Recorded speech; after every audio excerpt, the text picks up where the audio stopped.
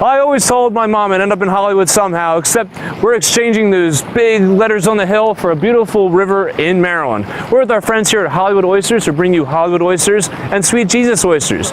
Now, much like the grapes for fine wine, oysters' flavor and characteristics are very dependent on where and how they're harvested. So, for you chefs out there, for you oyster lovers, we're going to show you step one from the baby little seeds all the way to slurping down these delicious oysters. Let's take a look.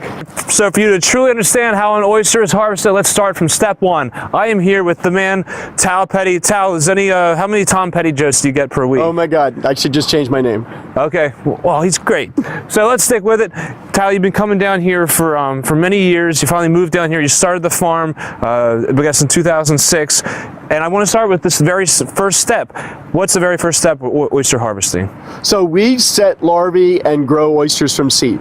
So the beauty of oyster farming, basically 1 million 1 millimeter oyster seed fit in a gallon jar of volume. And 2 years later, 3-inch oysters, 40 or so dump trucks. Okay. So our whole job is volume management and helping manage crafting those oysters as they grow to size. Okay. And we do that right here on nursery. So we got an on-dock nursery where we set larvae for a bigger and bigger percentage of our seed, and then we also buy seed. And so a seed's like 1 millimeter, so it's like a little bigger than a grain of sand. Oh, wow. And then by volume, you think about that millimeter getting to be 1/8 of an inch, 1/4 inch, 3/8 of an inch. And we grow them to basically 3/8 of an inch in our nursery, and then they go into bags and start growing out in our waters. But basically, here's a handful of beautiful little oysters sitting on about 1/8 inch of seed. And you can see that they're already cupping out, right? These little guys are going to be beautiful Sweet Jesus oysters in a year or so. And that in itself is a miracle. Think about that. And basically in a year and a half, that's going to be a market-ready oyster. And so from here, that whole volume concept, these are really handcrafted farmed oysters. And we are touching them at every step of the way, sorting them by size, and we keep inventory, and we track them all the way to market size 3 inches with a cup. That's interesting. All right, well, let's take a look at the very next step. When we pull things out of our upwelling system, they constantly have a flow through of water, and they're constantly growing. So we want to keep them sorted as best we can and as similar as we can in size and thin so they'll grow fast. So once I pull them out, I'll sort them by size onto this, which is called a shaker. This will start shaking automatically. It's plugged into an electrical system, and our biggest oysters will stay on top and come in here, which will be our 3/8 inch oysters, which will then go out onto our lease into bags. So once I have them all sorted, I can thin them out. I'll put them back into the upwelling system, either our floating upweller system or the upweller system you saw over here. As thin as I can, so they'll grow fast, they'll grow uniformly, and maintain their healthiness.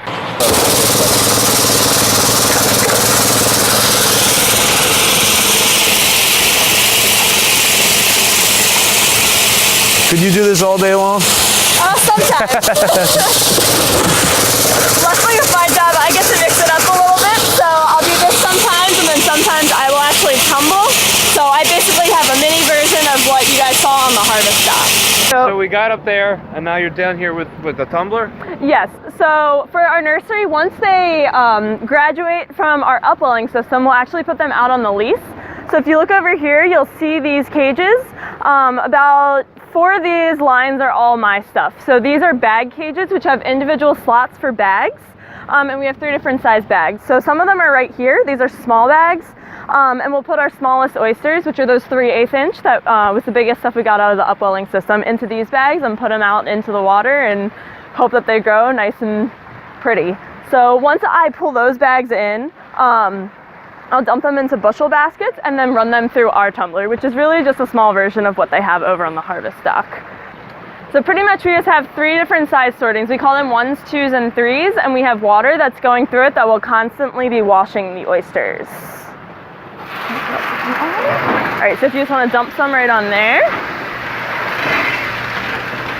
Yeah, there you go. That's good. Keep going? No, you're good. You're good. You set it down. All right, and then just push them through and then kind of swipe them like this so that they don't get stuck underneath of there. Go ahead. Yeah. There you go.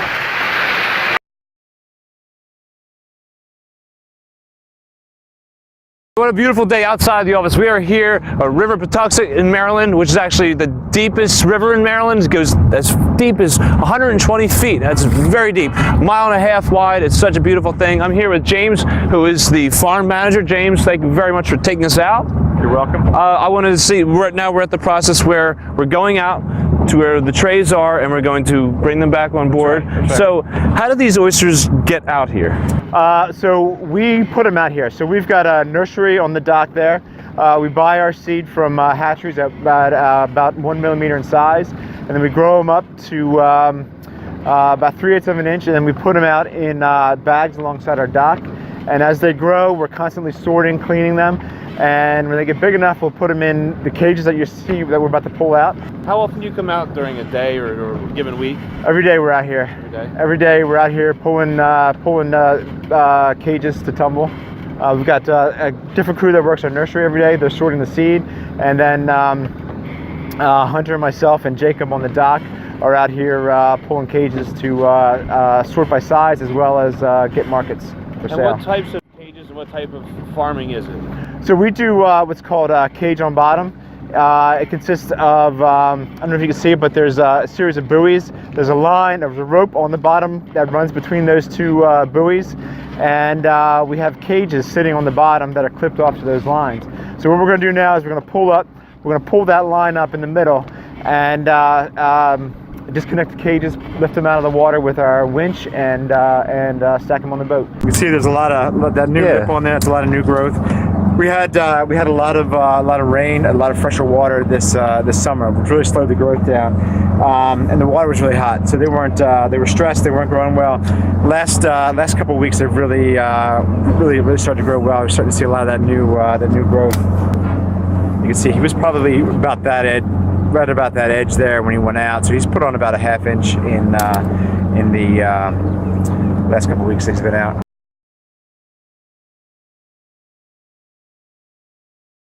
Again, these guys went out. You can see there's a lot of market size oysters in there. Some of them have grown really well. He probably started right about there, so he's put on almost an inch of growth in the couple of weeks he's been out. Now, when we put, what's the hopper going to do? So the hopper, so we'll pick the cage up. We'll dump it into this. It's called our hopper, and this has a belt that feeds our tumbler.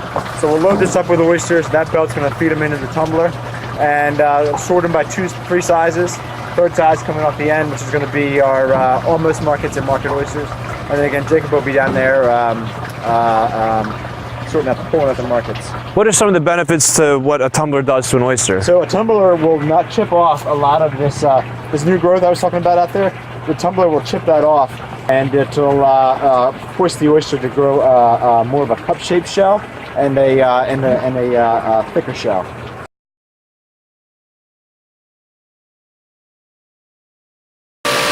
Okay, now straight from out of the water, it all ends up here, the packing house. They do a lot of quality control, grading, cleaning, and then of course getting them into those awesome boxes that get us to Samuel's and then eventually to you. Now, I want you to tell us about the exact process that goes on here and why it's so important. Sure. Obviously, we've grown that oyster for 2 years to get ready. We're harvesting it the same day we're packing it and shipping it. But the most important thing is to make it shelf ready and consistent delivery to their chefs. So what we're doing here is we're doing a final quality control, and we're basically power washing and cleaning the heck out of the oysters. And then we're counting them and boxing them. All right, great. So what are some of the things you look for when you're grading and the quality control? Well, what we're looking for is a nice 3 inch. We're looking for at least 3 inches in a cup. So I told them, I'm not just calling any oyster, they're all like this, right? This ain't pretty for the shop. So basically what we're looking for, a nice farmed oyster has a nice cut, like that. So it's got a nice quality firm meat, and 102 in a box. We're running it through a big flush of water and a big power washer right down the belt and packing them up, ready to chill right here.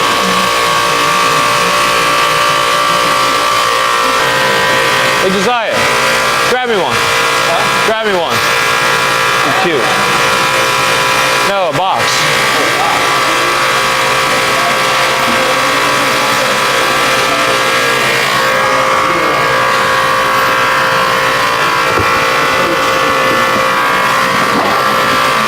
now I'm good to go, right? We're good to go. All right. Jesus, that's a good oyster. Sweet Jesus. Thank you, everybody. I'm taking it home. And remember to order Hollywood and Sweet Jesus with your sales rep.